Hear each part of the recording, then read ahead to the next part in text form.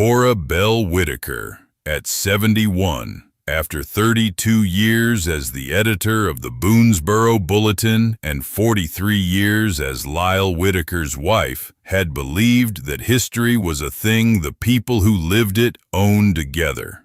She was wrong. 4 years after Lyle died on the National Road in a foggy single-car accident at 68, Cora was still being told by men with louder voices and shinier boots that her quiet historian husband had been chasing a hobby, that his archive was clutter, and that the toll keeper's cottage where he had spent 30 patient years was nobody's business but the county's.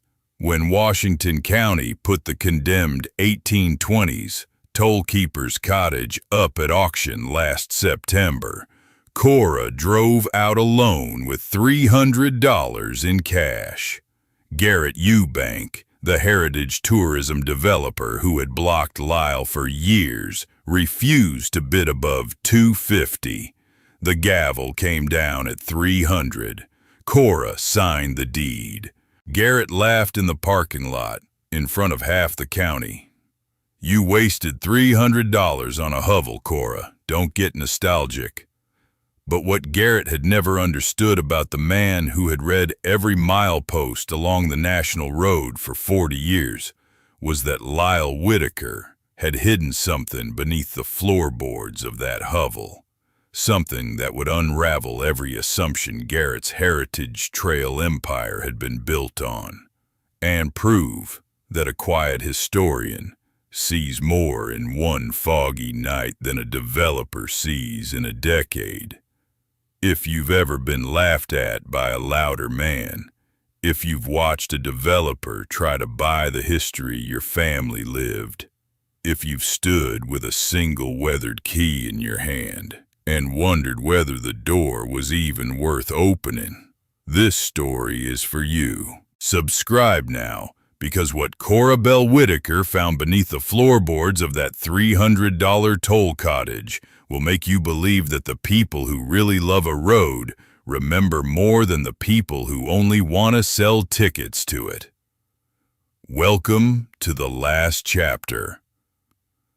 The 4 years after Lyle's accident had passed for Cora, the way fog passes over the South Mountain in October, slowly, in long patient veils, settling into every hollow before lifting. She had retired from the Bulletin the spring before Lyle died, planning a quiet decade of long walks and longer reading. The fog had taken him on a Tuesday night in November, and after that, the walks had become solitary, and the reading had become an act of survival. She had kept the house on Potomac Street, kept Lyle's study exactly as he had left it, and kept her own counsel about Garrett Eubank, who in those 4 years had quietly bought up half of Boonsboro's heritage tourism prospects with the patient confidence of a man who had decided that small towns were simply waiting to be told what their own pasts were worth. Garrett's company, National Road Heritage Tours, LLC, was based out of a glass-fronted office in Hagerstown with a brass letter sign and a receptionist who answered the phone with practiced cheer. He had bought the old Wagoner's Rest Tavern and turned it into a gift shop. He had bought the Mount Tabor stagecoach stop and turned it into a wedding venue. He had stood at the County Planning Commission 3 separate times in those 4 years and explained, with the slow, assured cadence of a man who believed his own brochures, that the toll keeper's cottage on the eastern slope was a derelict eyesore, an embarrassment, a hovel that ought to be cleared so a proper visitor center could rise where travelers might park their cars and buy a coffee mug shaped like a milestone. Lyle had testified against him twice. Cora still had the transcripts in a manila folder in the bottom drawer of his desk. Lyle had used words like provenance and stewardship and the obligation of memory, and Garrett had listened with the small, tight smile of a man counting how long it would take the old historian to sit back down. The third time, Lyle had not testified, because the third time was the spring after the foggy night, and the chair where Lyle would have sat had stayed empty, and the Planning Commission had voted on Garrett's preliminary application without him. The auction last September had been a small thing on paper. The county had condemned the cottage for tax arrears that nobody had paid in 11 years, and the legal notice had run on page 7 of the bulletin in 6-point type. Cora had read it 3 times over her morning tea and then gone to the bank and withdrawn $300 in 20s because the legal notice had set the minimum bid at $200 and she had wanted a margin. She had worn her camel wool coat and her oxblood boots, and she had carried the worn brown leather suitcase that Lyle had given her for their 30th anniversary because she had not wanted to leave it in the truck. Garrett had arrived in his silver Tundra with a folder under his arm and a look of mild boredom on his face. He had bid $200. Cora had bid $250. Garrett had glanced at her over the top of his readers and bid $275 with the air of a man brushing a fly off a sandwich. Cora had bid $300. Garrett had waited a beat. Garrett had shaken his head and folded his folder and tucked it under his arm. The auctioneer, a tired man named Hollis, had brought the gavel down so softly it sounded like a knuckle on a tabletop. In the parking lot afterward, Garrett had pitched his voice across the courthouse lawn so that the construction supply salesman and the deputy clerk and the woman from the surveyor's office could all hear. "You wasted $300 on a hovel, Cora. Don't get nostalgic." Cora had not answered. She had walked to her own car, a silver Subaru with 200,000 miles on it, and she had laid the deed on the passenger seat, and she had driven home with both hands on the wheel and her chin up and the leather suitcase behind her like a friend. The Bulletin had run the story Friday on page 1, 2 columns, headline reading, "Local Widow Buys Toll Cottage at Auction." Cora's old colleague Marvelous Hayes had written it, and she had handled it gently, the way one handles an envelope with old glass inside, mentioning the price and the cottage and Lyle's 40 years of work, and not mentioning Garrett's laughter at all. Cora had cut the article out with kitchen shears and pinned it to the corkboard above Lyle's desk, beside the postcard of the Castleman River Bridge that he had carried in his wallet from the year they met until the year he died. Garrett had come to her front door on a Tuesday morning in late September, just past 9, holding a travel mug of coffee from the gas station on Main, and wearing the same tan field jacket he wore on every site visit. Cora had answered the door in her cardigan and her reading glasses on a chain. She had not invited him in. He had stood on her welcome mat and offered her $5,000 in cash to take the cottage off her hands, and he had said it the way he might have offered to mow her lawn while she was on vacation. "5,000, Cora," Garrett had said. 16 times what you paid? I'm a generous man." "You're a busy man," Cora had said, "and you have rounds to make. Good morning, Garrett."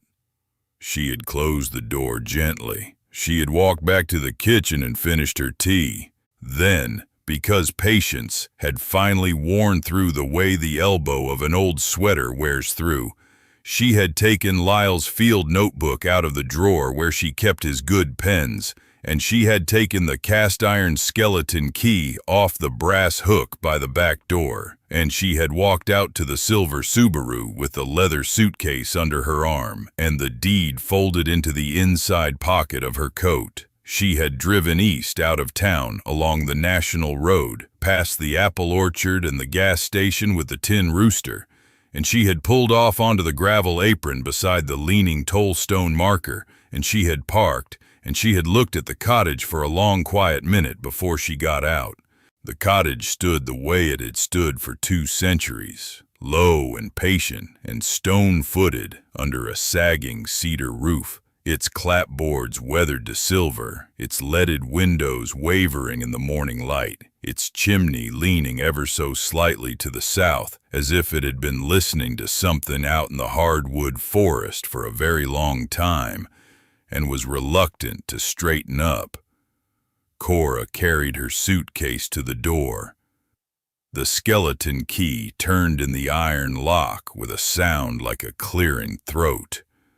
The heavy oak door swung inward on its hand-forged hinges, and Cora Belle Whitaker stepped into the place where her husband had spent the most patient hours of his life. The air inside was cool and dry, and smelled of cold stone and old paper and the ghost of wood smoke. A drift of yellow oak leaves had blown through the cracked western window and lay in a small brown tide along the baseboard. The pine plank floor was dusted with a soft gray film.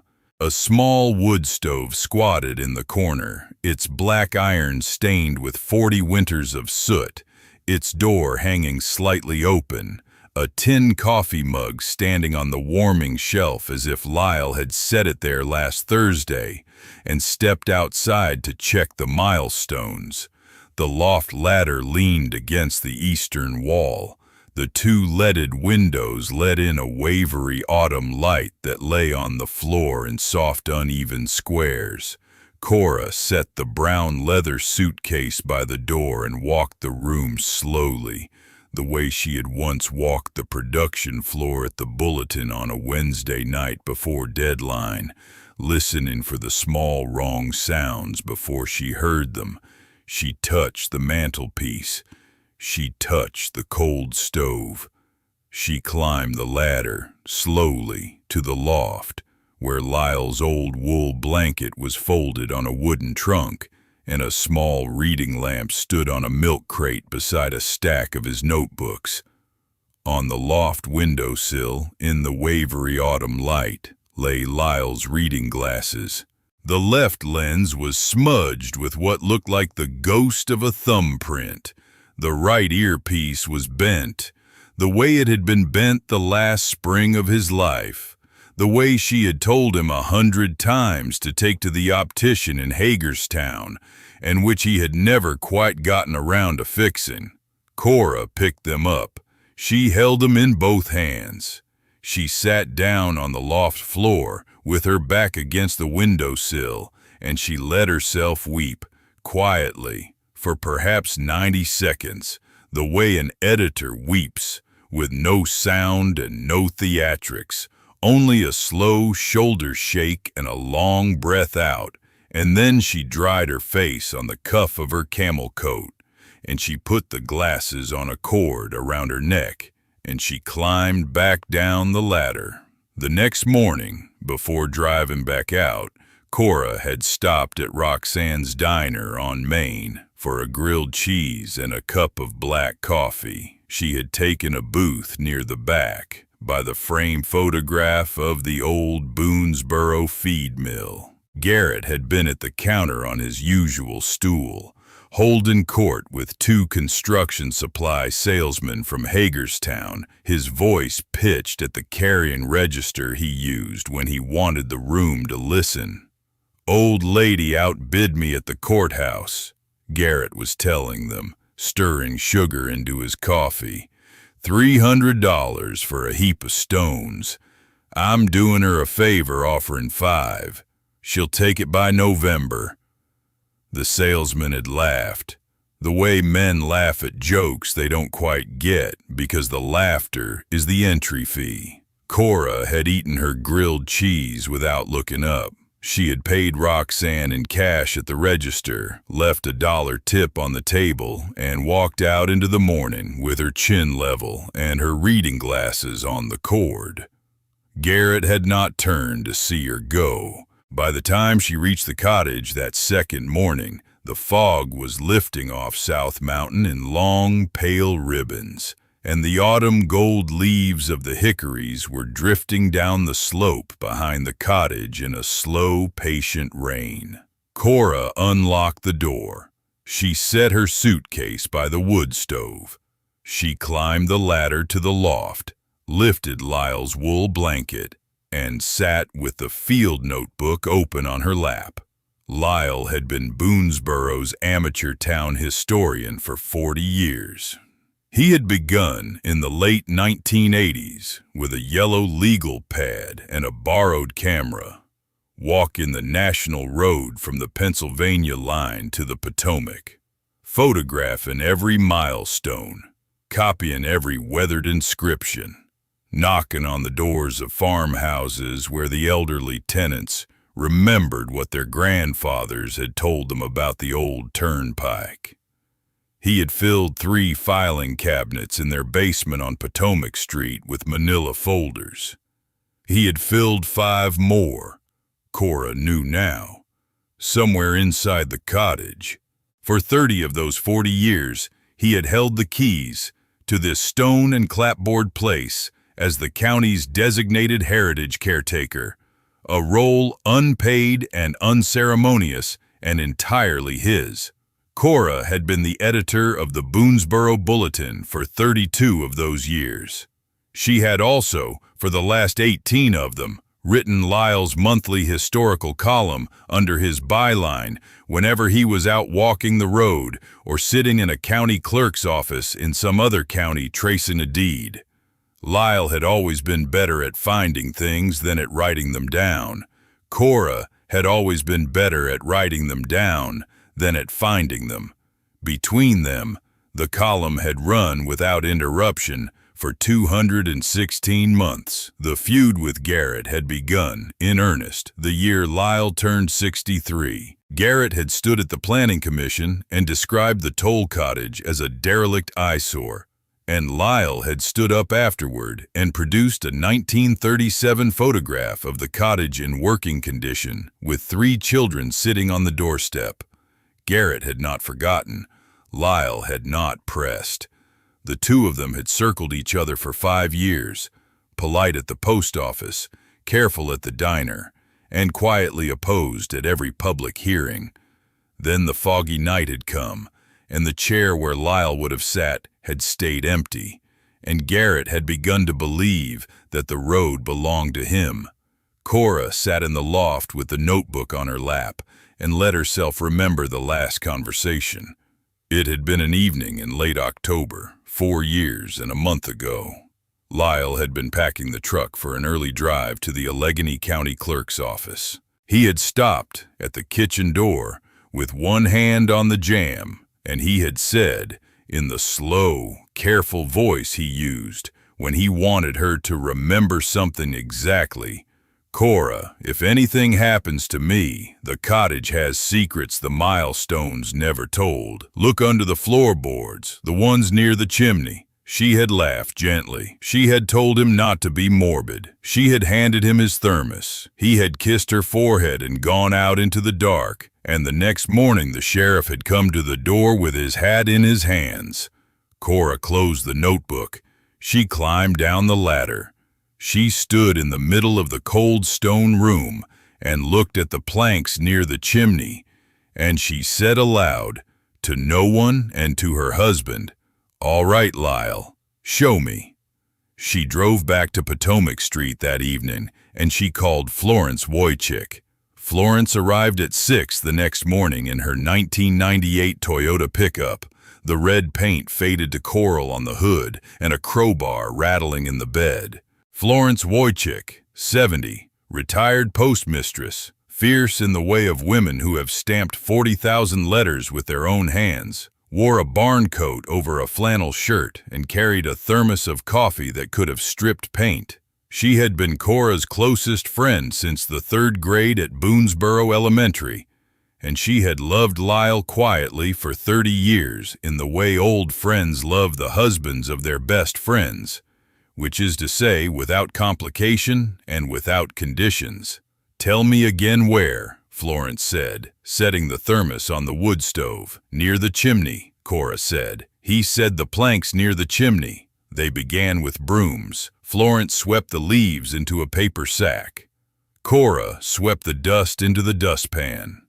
The pine planks emerged from beneath 40 years of gray film, golden in places, blackened with old varnish in others, and where the floor met the chimney foundation, Cora knelt down and ran her fingertips along each seam. She found them on the third pass, 3 planks just to the left of the stone hearth, whose seams had been cut clean and refitted so neatly that under the dust they looked like part of the original floor.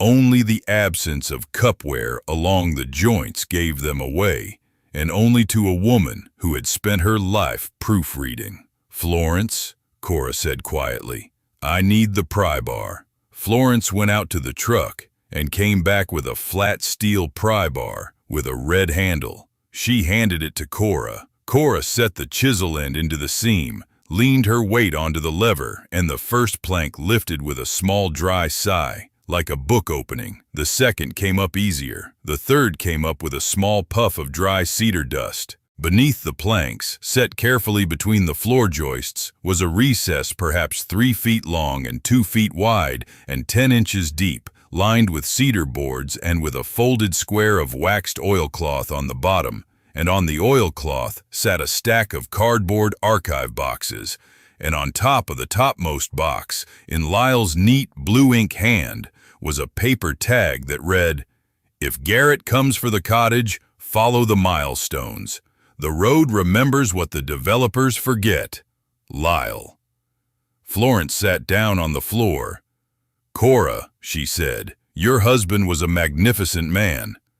"My husband," Cora said, "was a planner." She stood up. She wiped her hands on the front of her trousers. She looked at the boxes. She did not yet reach for them. She looked at Florence and she said, "We need Eli." Florence pulled out her phone. Elizar Padilla, 64, retired Washington County Deputy Register of Deeds, picked up on the third ring. He had known Lyle through the Western Maryland Historical Society for 2 decades. He had filed, with his own hands, the original deed that Cora had signed at the courthouse in September. Florence told him, in the level voice of a woman who has filed a great many documents herself, what they had found. Eli was at the cottage in 40 minutes. He brought, in a canvas tote bag, a pair of cotton archival gloves, a handheld magnifier, a black-bound surveyor's logbook, and a pencil sharpener. He stood in the doorway for a long, quiet moment, with his hat in his hands, and he looked at the floor, and he said, "Lord have mercy, Lyle Whitaker, you patient old fox." Cora did not yet remove the boxes. Instead, with the discipline of 32 years on a weekly newspaper, she went out to the Subaru and brought in her reporter's spiral notebook and her good blue pen. She set them on the kitchen table that Lyle had built from a chestnut plank. She put on the cotton gloves Eli handed her. She climbed the loft ladder, retrieved the small Pentax camera Lyle had left on the milk crate, and discovered that its battery was somehow still half charged. "Florence," she said, "you'll lift each box. Set it on the table. I'll photograph it before we open it. Eli, you'll log it in the surveyor's book. Date, condition, dimensions. Label, exterior contents. We do not open anything until everything is cataloged." "Yes, ma'am," Florence said. "Yes, ma'am," Eli said. They began at 8:30 in the morning. Florence lifted the first cardboard box from the recess and set it on the chestnut plank. The box was 16 inches by 12 by 10, brown corrugated, slightly water-stained on one corner, labeled in Lyle's hand, "National Road Mileposts, Surveys 1989 through 1996, Volumes 1 and 2. Cora photographed the lid, the bottom, the label, and the side. Eli wrote in the surveyor's book, in pencil, "Box 1, cardboard, 16 by 12 by 10, label in subject's hand, condition good, stain on right rear corner consistent with brief moisture exposure, dry now." The second box came up, "Toll stones and markers, Photographs 1991 through 2005, negatives sleeved. The third, oral histories, cassette tapes 1992 through 1998, subjects Bickle through Doolittle.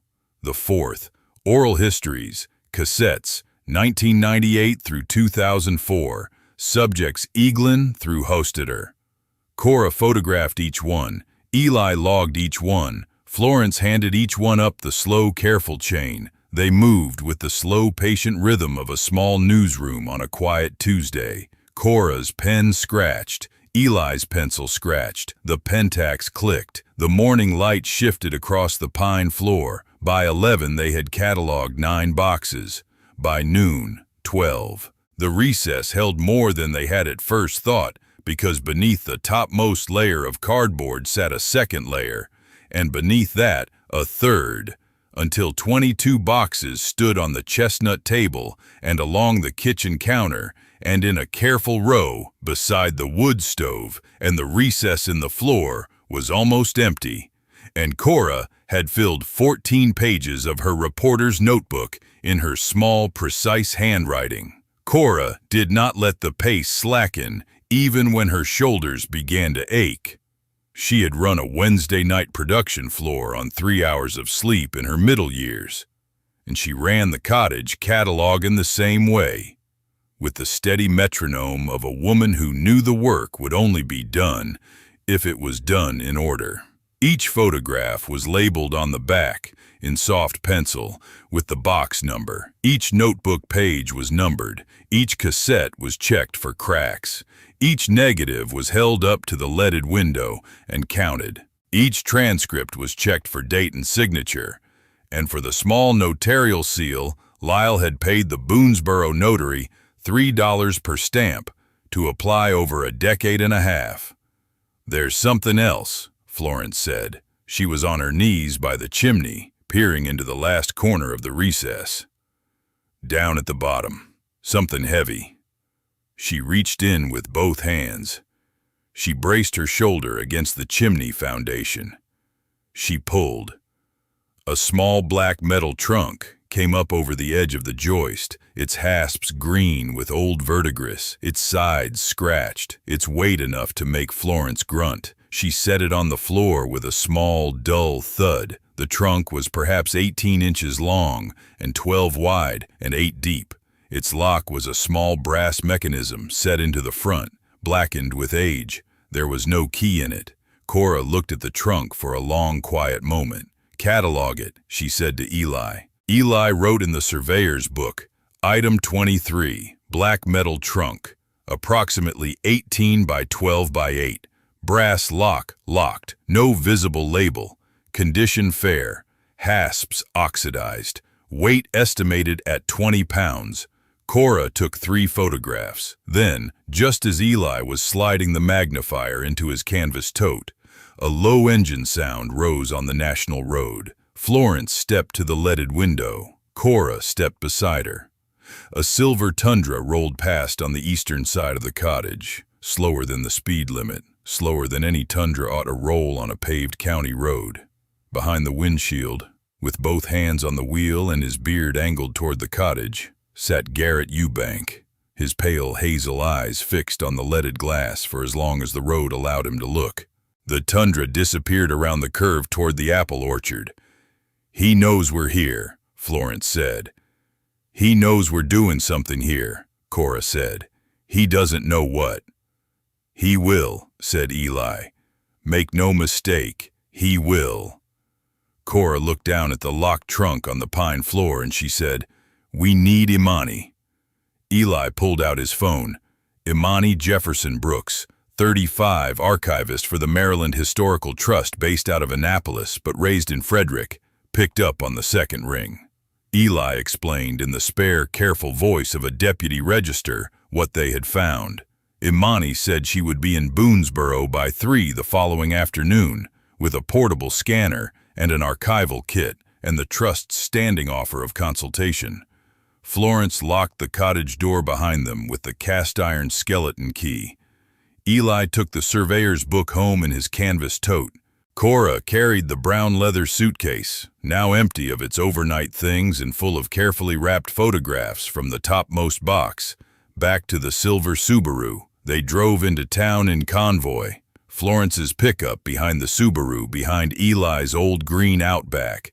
3 vehicles trailing slowly along the road that Lyle had walked end to end for 40 years. That night, on Potomac Street, Cora set the leather suitcase on Lyle's desk, and she did not open it. She went to bed early. She did not sleep until almost 2. She woke at 6. She made coffee. She read the front page of the Bulletin, which was running that day. A small story about Garrett's National Road Heritage Tours and its anticipated groundbreaking ceremony for the Heritage Corridor Visitor Center, scheduled for the following spring. The story quoted Garrett at length. The story did not quote anyone else. Cora folded the paper. She drank the rest of her coffee. She drove out to the cottage at 8. Imani arrived at 3 in a small gray Subaru of her own, kind-eyed and brilliant, her dark hair pinned up under a green wool cap, her arms full of a soft black case containing the portable scanner and a smaller case containing archival gloves and acid-free folders. She stepped into the cottage, took one slow look at the 22 boxes and the small black trunk and Cora's reporter's notebook and Eli's surveyor's book, and she sat down on the chestnut bench by the door and put her hand over her mouth. "Mrs. Whitaker," Imani said, "do you know what you are sitting on top of?" "I'm beginning to," Cora said. "This is the most complete private archive of the National Road I have ever heard of in 20 years of this work." "My husband," Cora said, "was a patient man." The trunk sat on the pine floor between them. The brass lock stayed shut. Cora reached into the inside pocket of her camel coat and took out the field notebook. From between the back end paper and the back cover, she carefully peeled away a piece of yellowed cellophane tape, and from beneath the tape, she lifted a small flat brass key, no longer than her thumbnail, with the cuts of a 19th century cabinet lock. She held the key in her palm. She did not put it in the lock. "Florence," she said, "lock the front door, the skeleton key, from the inside." Florence walked to the heavy planked oak door. The cast-iron lock turned with its small clearing throat sound. The bar dropped into the strike plate. "Eli," Cora said, "the windows." Eli stepped to the leaded glass on the eastern wall and drew across it the small old curtain that Lyle had hung from a length of baling twine years before. He drew the matching curtain on the western window. The wavery autumn light dimmed to the color of weak tea. "Imani," Cora said, "the gloves." Imani opened the smaller case and handed each of them a fresh pair of cotton archival gloves. They put them on, one finger at a time, slowly, the way people put on gloves when they know that what they are about to touch will outlast them. Cora knelt on the pine floor beside the small black trunk. She held the brass key between her thumb and forefinger. Her hands shook, very slightly. She let them shake. She did not try to steady them. She thought of Lyle in the kitchen doorway with his thermos in his hand, 4 years and a month ago, and she thought of the 90 seconds in the loft with his glasses, and she thought of the gavel coming down at $300. She thought of Garrett's silver Tundra rolling past the leaded window. She slid the brass key into the brass lock. She turned it. The mechanism gave a small dry click, like a knuckle in a knee. The lid lifted. The trunk was lined inside, with the same waxed oilcloth as the recess. On top of the oilcloth lay a folded square of cream linen, and on the linen lay a small bundle wrapped in brown butcher paper and tied with kitchen string. Beneath the bundle lay layers of materials that even at first glance Cora knew would take days to fully understand. Imani drew in a long, quiet breath. "Oh, Lyle." The first layer Cora lifted slowly was the bundle of brown butcher paper. She untied the string and folded back the paper. Inside was a stack of Lyle's field notebooks, perhaps 30 of them, each one labeled along the spine in his neat hand, each one numbered, each one dated, the earliest reading 1989 and the latest reading the September before he died. Beneath the notebooks was a thick manila folder labeled photographs and negatives, toll stones and cottages, Pennsylvania line to Cumberland. Beneath the folder was a second, thicker folder labeled oral histories, transcripts, Bickle through Zolman. Beneath that, a folder of pencil-traced rubbings of milestone inscriptions, each one carefully dated in the lower right corner. It was Lyle's complete 30-year archive of the national road through Washington County, a quiet record of a road's people, a patient, unhurried inheritance. Cora set each item, one at a time, on the chestnut table. Eli logged each one. Imani photographed each one. Florence stood beside the wood stove with both hands pressed to her mouth.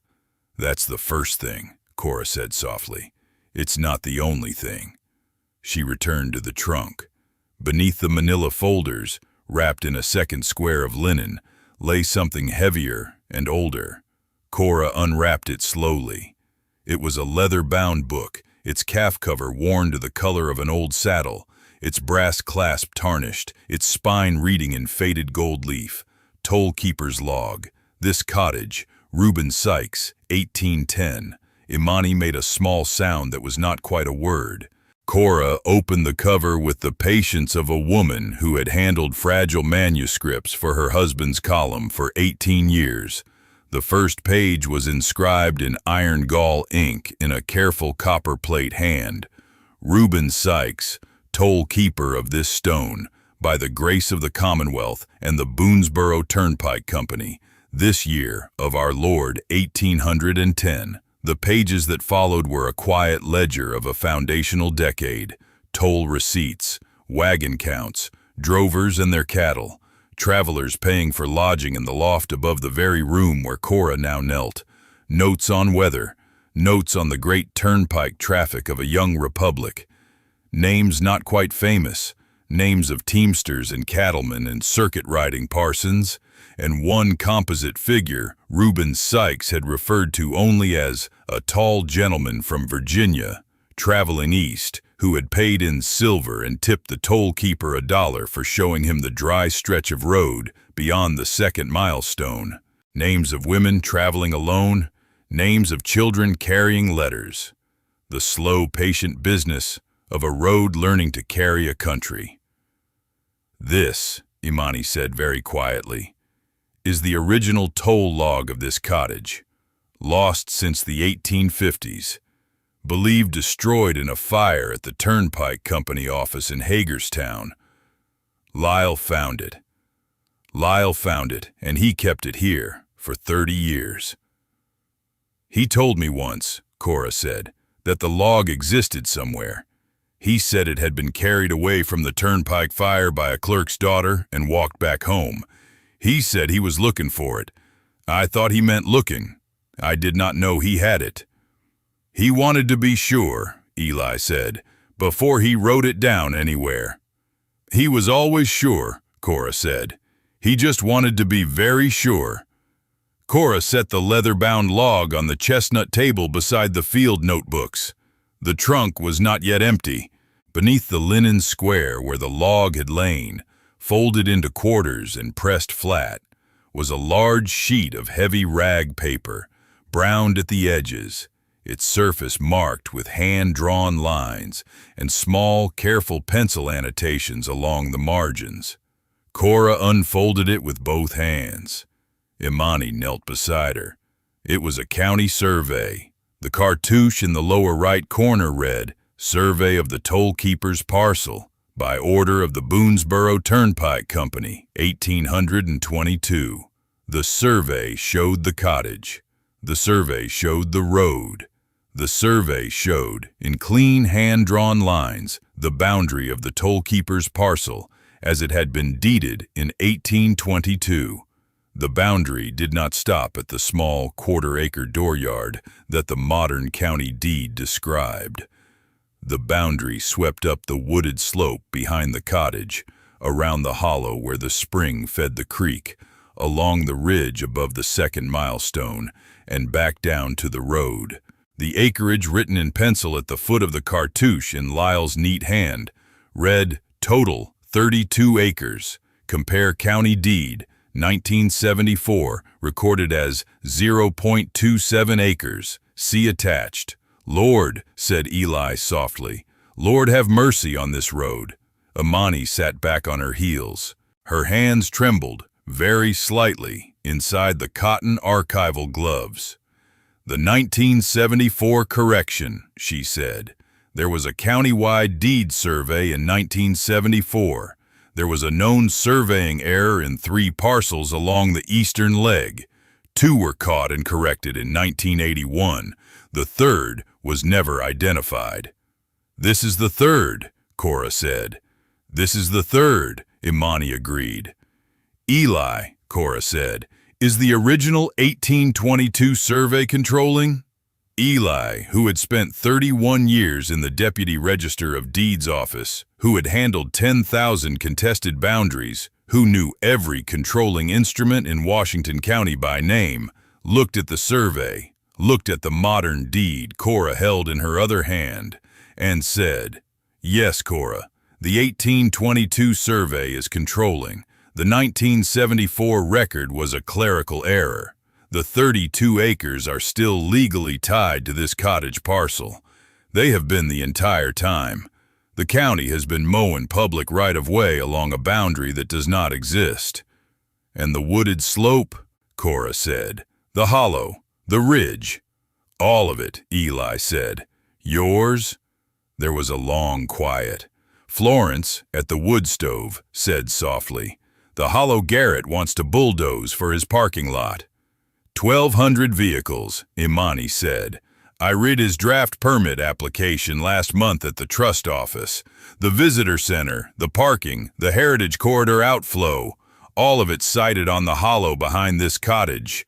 "Which is not the county's hollow," Eli said. "Which is Cora's hollow," Florence said. Cora closed her eyes for a moment. She thought of Garrett in the courthouse parking lot. She thought of his Tuesday morning offer of $5,000. She thought of his Tundra rolling past the leaded window the day before. She opened her eyes. "There's more," she said. The trunk was almost empty. At the bottom, beneath where the survey had lain, was a single legal-size envelope with a wax seal, and beneath that envelope was a smaller cream envelope addressed in Lyle's hand. Cora lifted the legal-size envelope first. She broke the wax seal. Inside was a 4-page letter on the letterhead of the Maryland Historical Trust, dated 3 years and 8 months before, addressed to Mr. Lyle Whitaker, Heritage Caretaker, Boonsboro, Maryland. Imani took it gently from her. Imani read aloud, her voice careful and clear. It was an offer of a $1.4 million restoration endowment for the cottage and its associated 32-acre buffer, contingent upon the parcel remaining under family or private ownership and being made accessible to the public as a heritage site. The letter referenced prior negotiations dating back 3 years before its writing. The letter was signed by the Trust's executive director. "He had been talking to us for 3 years, Imani said. Quietly, he said he wanted to be sure of the 32 acres before he signed anything. He said he wanted to be sure the family could carry it. He said his wife was the only person he would trust to decide. He said her name was Cora." Cora looked at the letter. She looked at Imani. She set the letter on the chestnut table beside the survey.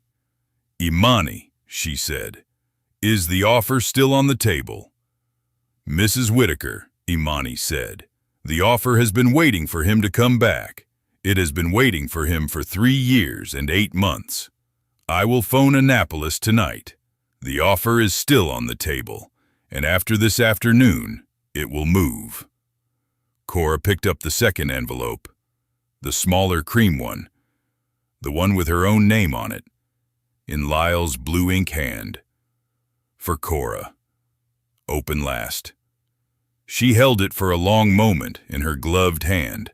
Then she sat down on the chestnut bench beside the wood stove, and she opened it, and she read it aloud, because Lyle had always been better with the road than with the writing, and because she had always been the one who read his words out loud at the kitchen table on Sunday afternoons, and because there were 3 friends in the room who deserved to hear her read her husband's last letter the way she had read his first one 43 years before on a porch swing in Boonsboro under a pear tree. Cora, my editor, she read, if you are reading this, the road has done its work and the developers have come at last. I never wanted to make you fight Garrett, but I knew, the morning he stood on Reuben's chimney slab and called the cottage a hovel, that one day you would have to read what I had been writing under the floorboards for 30 years. The road is yours. The 32 acres are yours. The endowment is yours. Walk out into the morning fog with your suitcase, my love, and tell the rest of the story the way I always knew you would. Lyle. Florence was weeping softly, both hands at her mouth. Eli took off his hat. Imani sat very still, her gloved hands folded in her lap. Cora folded the letter. She set it on top of the survey. She set her gloved hand on top of the letter. She did not weep. She breathed out slowly, the way she had breathed out in the loft. Garrett's empire, Eli said quietly, is finished. Cora, Imani said, by tomorrow afternoon, you'll own the most important toll cottage on the eastern leg of the national road. By tomorrow afternoon, Cora said, the road will own itself. I'll just be the one with the key. Outside, the wind moved through the hardwood forest behind the cottage, and a single hickory leaf, golden and curled, fell against the leaded window and stayed there for a long, quiet second before sliding away. Eli walked the 1822 survey, the original Maryland Historical Trust letter, the 1974 county deed, and a copy of his own affidavit to the Washington County Clerk's office at 9 the next morning. He had been a deputy register of deeds for 31 years. He knew the clerk, whose name was Marlin, and he knew Marlin's predecessor, and he knew Marlin's predecessor's predecessor. He laid the documents on the counter, and Marlin, who had been about to pour himself a cup of coffee, put down the cup and said, "Eli, what am I looking at?" "You're looking at a clerical error 52 years old," Eli said. "You're looking at 32 acres that have always been part of the toll cottage parcel, and that the county has been mowing as right-of-way for the last 5 decades by mistake. You're looking at a controlling 1822 survey. You're looking at the correction filing I want recorded by Friday." Marlin took a long look. Marlin called the county attorney. The county attorney came down from the 3rd floor in shirt sleeves and a striped tie. The county attorney took his own long look. The county attorney called the surveyor's office. The surveyor came over from across the street with his rolled-up plat books under his arm. By 4 in the afternoon, 3 offices had agreed that the 1822 survey was controlling, that the 1974 record was a clerical error of the kind the county had corrected twice before in the early 80s, and that the recorded correction would be filed within 4 business days. The correction filed on Thursday, 2 days early. The 32 acres reverted to the cottage parcel on the public record at 4:14 in the afternoon, and the file stamp was the soft thump of a brass die into a paper margin. The phone calls to Garrett's office began at 4:31. By Friday morning, the Washington County Planning Commission had convened an emergency review of National Road Heritage Tour's preliminary permit By Monday afternoon, the permit had been formally withdrawn because the project's site control was, as a matter of law, no longer present. Garrett had built his application on the assumption that the hollow behind the toll cottage was county-owned right-of-way available for purchase or lease. The hollow had never been county-owned. The hollow belonged to Cora Belle Whitaker. Cora had no intention of leasing it to anyone. Garrett's investors, a consortium of 3 small private equity funds based in Baltimore and Pittsburgh, had committed $4.7 million to the Heritage Corridor project, all contingent on county approval of the bulldozing and the visitor center and the 1,200-vehicle parking lot. Within 10 business days of the permit withdrawal, all 3 funds had served their notices of contingency failure. Within 30 days, all 3 had recalled their commitments.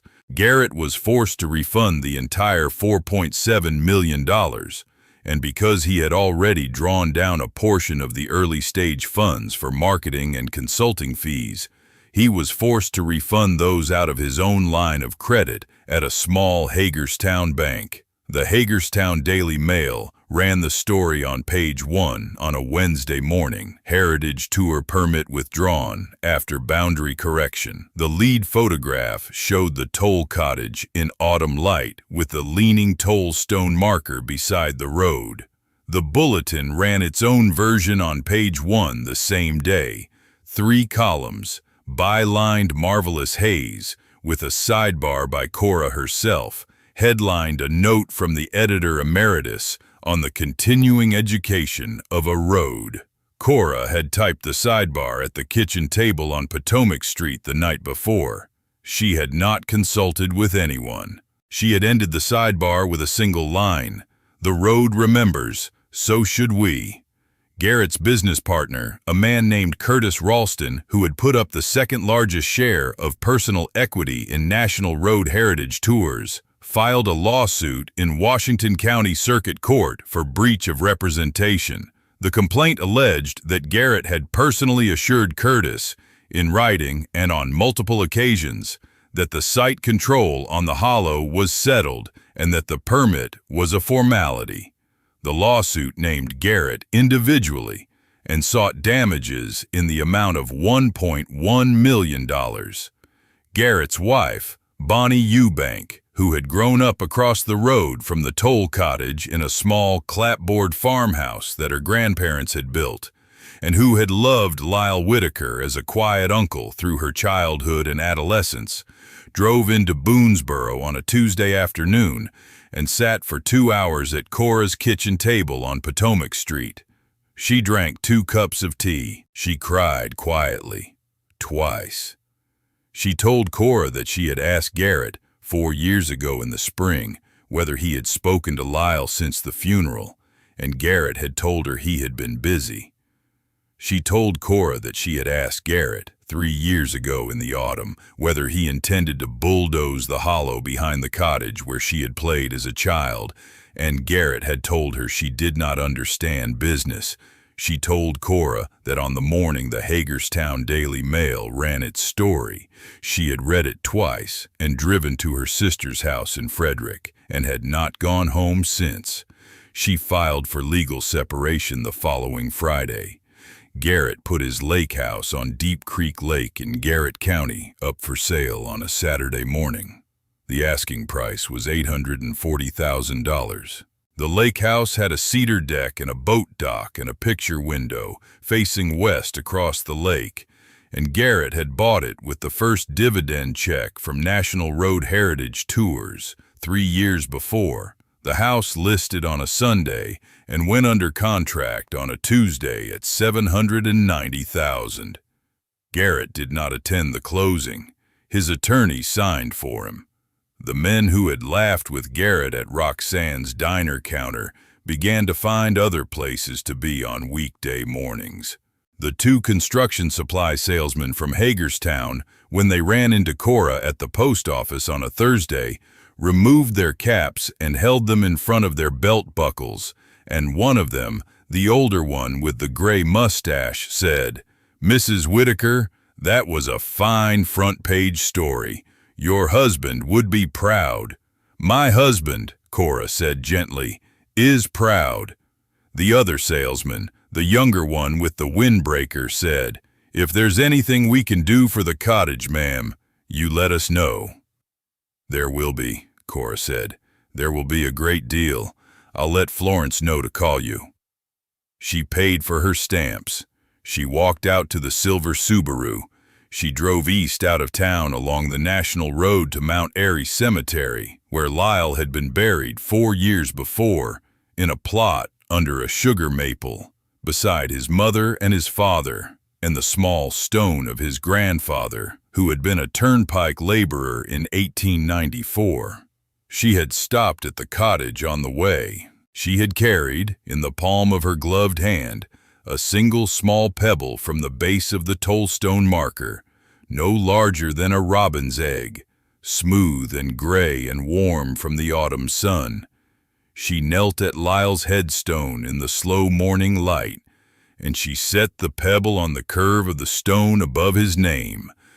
And she said, "All right, Lyle, the road remembers, we did it together." She stayed there for a long, quiet minute. Then she stood up, brushed the leaves off her trousers, and drove home. The Maryland Historical Trust's executive director, a woman named Ardith Magnuson, drove up from Annapolis the following Monday with the original endowment letter and an updated draft contract. Imani sat at Cora's kitchen table beside her, and Eli sat across from them with the surveyor's logbook, and Florence sat at the head of the table pouring coffee and refilling the sugar bowl. They worked through the contract clause by clause for 4 hours. The endowment, as offered, would underwrite the structural restoration of the cottage, the conservation of the archive, the construction of a small public access trail through the 32-acre buffer, and the establishment of a permanent, free, volunteer-run interpretive museum on the cottage site. The endowment would be administered through a small private trust with Cora as the founding trustee.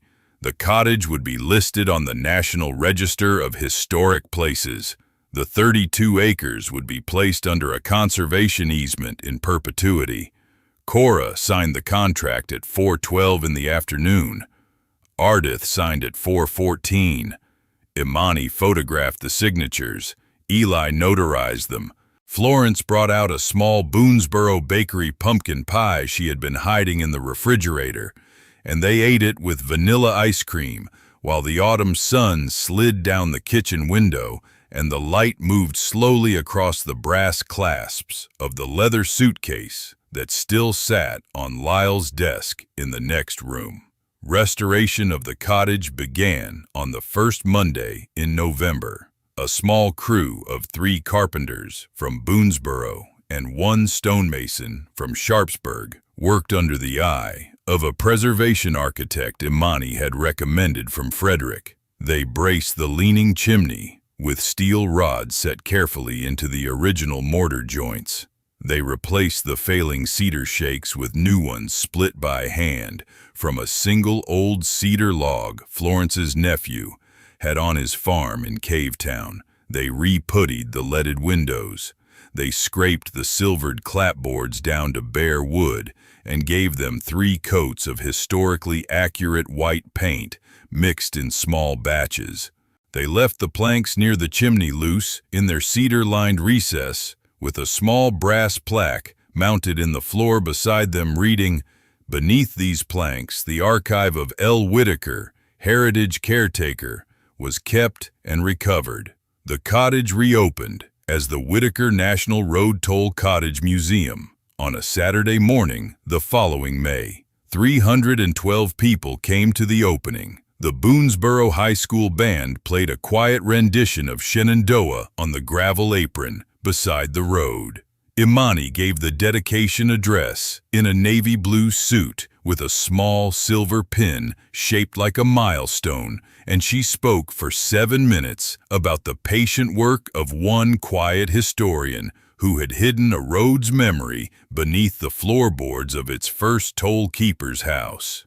Eli read the deed aloud. Florence stood at the welcome desk in a blue cardigan and handed out small brochures she had typeset herself on the backroom mimeograph of the post office, retired with her. The 1810 toll-keeper's logbook of Reuben Sykes lay open in a glass case along the eastern wall of the cottage, turned each Saturday to a new page so that visitors could read across 30 Saturdays the slow, patient ledger of a road learning to carry a country.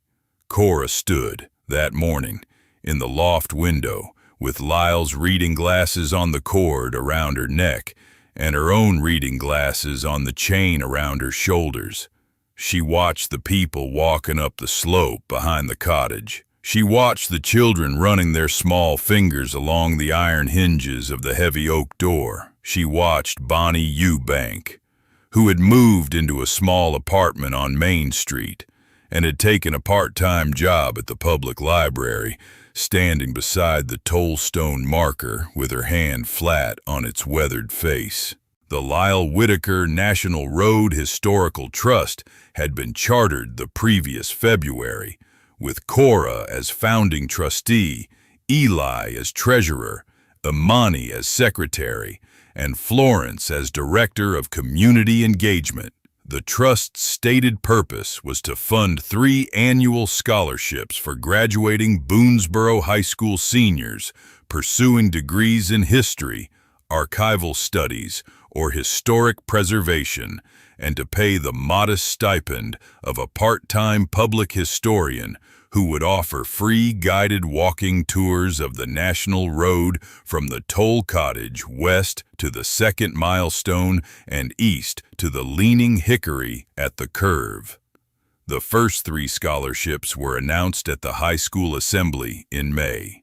They went to Renata Bickle, who planned to study public history at Salisbury University, to Timothy Hostetter, whose great-great-great-grandfather, Reuben Hostetter, had been a wagoner whose name appeared in the 1813 page of Reuben Sykes's logbook and who had decided, the week he read about the discovery in the Bulletin, that he would study archival science at the University of Maryland, and to Maeve Doolittle, who had grown up in a farmhouse 3 miles from the cottage, and who planned to study historic preservation at the University of Mary Washington in Virginia.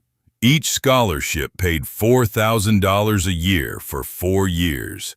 Each recipient was invited to spend 1 summer working in the cottage archive. Florence ran the welcome desk every Saturday from 10 until 2, in a rotation of cardigans and her late mother's brooches, and she remembered every visitor's name. Eli served on the trust board and reviewed every grant request with the slow, careful pencil of a deputy register. Imani secured the cottage's listing on the National Register of Historic Places in the autumn of the following year, and she returned to Boonsboro for the small ceremony with a bronze plaque under her arm and a pot of yellow chrysanthemums for Cora's kitchen table. Cora, on Sunday afternoons, climbed the loft ladder with a small thermos of tea and her reporter's spiral notebook, and she sat in the loft window with Lyle's reading glasses on the cord around her neck and her own reading glasses on the chain. She wrote, in her small, precise hand, a quiet weekly column for the Bulletin called Notes from the Toll Cottage, bylined Cora Belle Whitaker, editor emeritus. The column ran every Friday. It ran for many years. Marvelous Hayes typesetted herself. The column was not the column Lyle had written.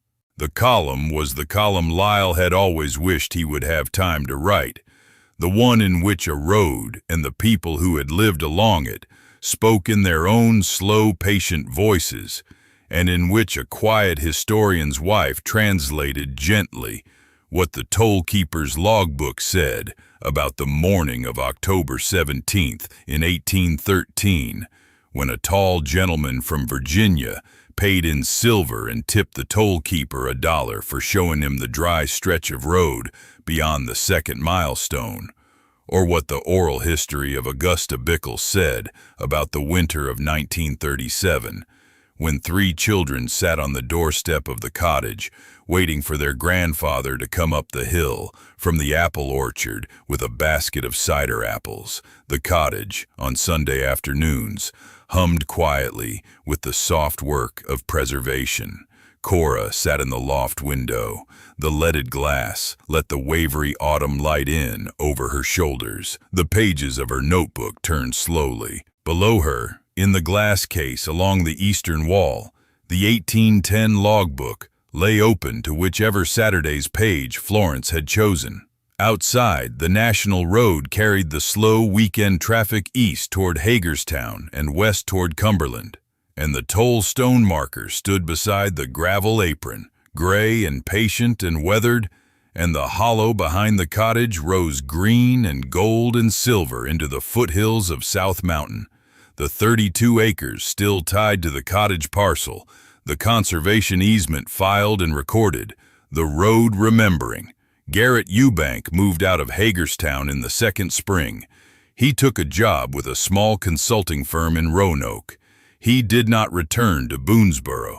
Bonnie kept her apartment on Main Street and her job at the library, and a small standing invitation to Cora's kitchen table on Sunday evenings. The lawsuit by Curtis Ralston settled out of court for an undisclosed sum. The men at Roxanne's diner spoke of Garrett, when they spoke of him at all, in the past tense, and rarely.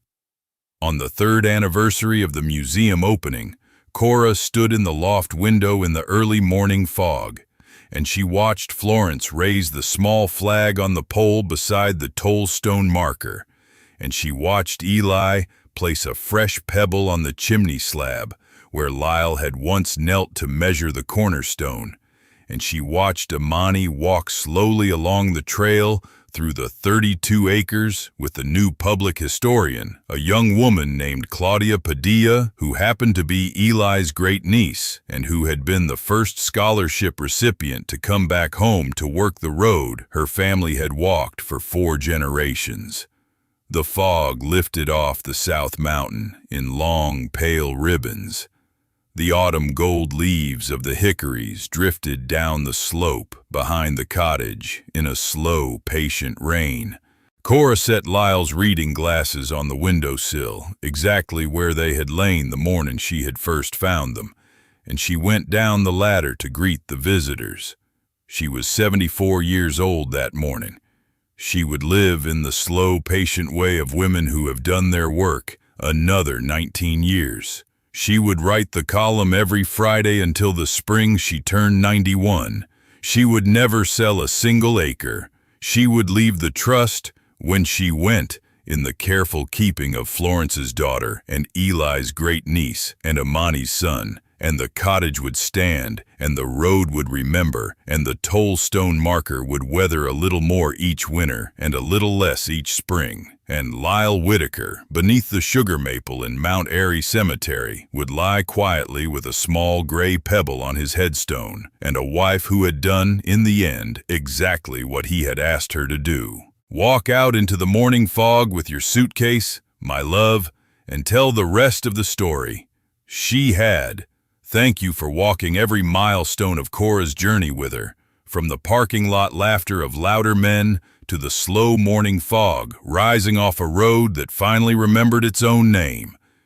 If Cora's story touched something deep inside you, if you've ever been laughed at by a developer, if you've watched a quiet historian be dismissed as a hobbyist, if you've discovered that the loved one you lost had been right in your future, under the floorboards of a place no one else thought to look, leave just one word in the comments describing the exact moment you realized the road remembered more about your family than any deed ever could, because Cora's story proves that the people who really love a place hide their truth where the loud men never bend to look, that a road remembers every traveler whether the developer wants it to or not, and that $300 and a cast iron key can outweigh $4 million in venture capital when the right woman holds them.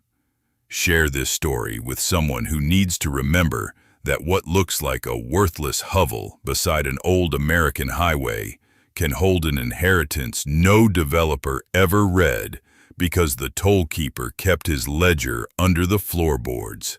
Welcome to the last chapter. We'll see you in the next story.